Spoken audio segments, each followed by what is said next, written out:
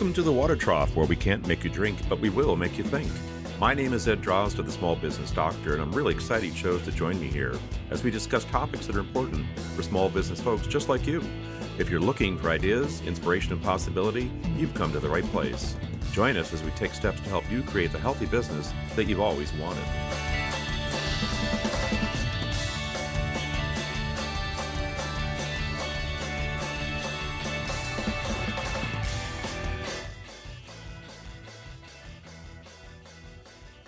Welcome back to the Water Trough, folks. This is Ed Drozda, the Small Business Doctor.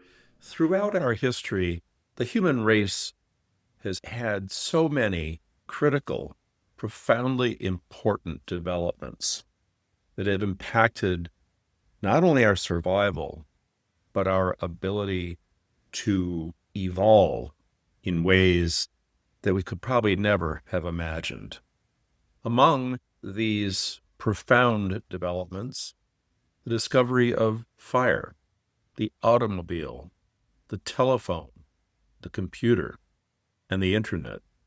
At the time each of these things came to be, I like to think of them as flavors of the day. When a novel idea, a novel capability, a novel tool becomes available, we immediately latch onto it. And with the evolution of communication, we're able to disseminate that information so rapidly that others not only learn about it, but learn about it very quickly. In so doing, we create this spark, this desire, this need to have these things, hence the flavor of the day. For a while, the flavor of the day is the thing. Everybody wants it. Everybody needs it. Everybody seeks to have it. At some point, and of course it varies for different things, that enthusiasm wanes. We all take energy for granted. Likewise, we take the ability to communicate effectively, such as the phone, for granted. Of course, now the telephone does vastly more than it did back in the day. As far as the computer is concerned, once again, everyone has one, right down to the wristwatch on your arm. And the internet has opened up information to us in ways that we could never have imagined possible before it came to be. Each of these things have passed through the flavor of the day state, and is currently something that we take for granted. It seems to me that energy, transportation, communication, the computer, and the internet all have one common theme. That theme is that each of these things requires our input. In fact, they were designed in this way. They were designed to be used in this way. Energy has to be created, disseminated, and utilized by us. Transportation, at least for the time being, is something that we engage in, whether we drive the automobile, we fly the plane, we captain the boat. Communication is between people. It is our means of conveying, of sharing information with others. It requires our input. The computer, with all of its vast power, provides information that we act upon, that we are responsible for utilizing. Then finally, the internet, which contains vast quantities of information, but once again, it's information that we as humans are interacting with. Each of these items not only allows us to interact, but they require that we interact in order to make the most effective use of them. Now then, let's look at the current flavor of the day. And that would have to be artificial intelligence, AI. I'm pretty sure everybody can agree that the flavor of the day is AI.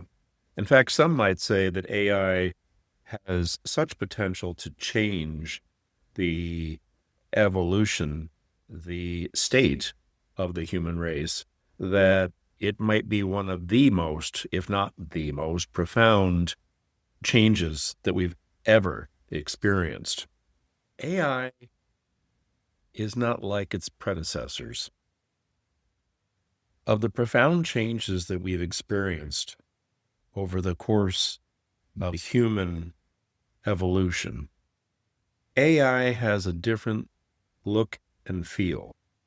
The examples that I provided here, communication, energy, transportation, internet, and computer, each of them shared the common thread that humans are expected to utilize the tool and to interact with the tool to achieve the expected outcome.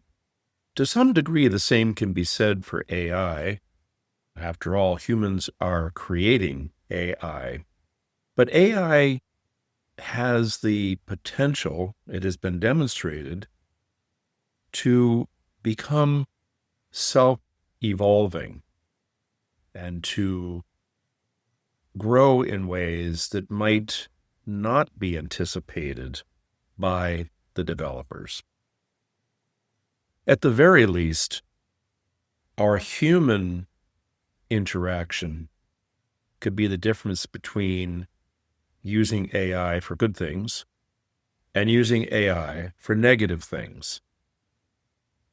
And of course, the same could be said for any other tool. Humans in their interaction have the ability to impact the way things are utilized and have most certainly utilized things with negative effects. In the case of AI, I believe it's different than that. I believe that AI doesn't, or in time will not, require that we provide input. I strongly believe that in time, whether we choose to use it for good or not, AI will have the ability to reason on its own. I think back to the movie 2001, A Space Odyssey, and I can't help but to believe that HAL is a distinct possibility. One thing is clear, AI inspires a lot of conversation. It inspires a lot of excitement, a lot of questions, and a lot of fear.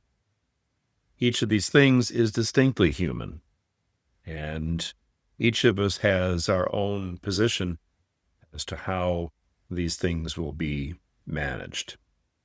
For myself, I can say with clarity today that I'm quite reserved about the future of AI. I strongly believe in the creativity of humans, and therefore I don't see a place for AI in creating materials that could come from an individual, although I recognize that there are those of us who will feel left out if we're surrounded by others who do use AI and produce what might be considered superior creative output than those of us that choose not to go that path. I'm here to inspire thought. There are different sides to the equation. This is mine. And I'm hoping that it will give you reason to consider your own position and what matters to you.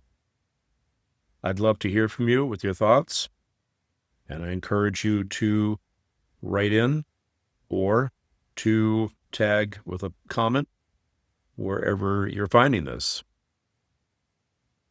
Folks, this is Ed Drozda, the small business doctor. And here at the Water Trough, I can assure you of one thing, at least for today. I am a human, and I did actually create this episode. Hope to see you soon. In the meantime, take care and be aware.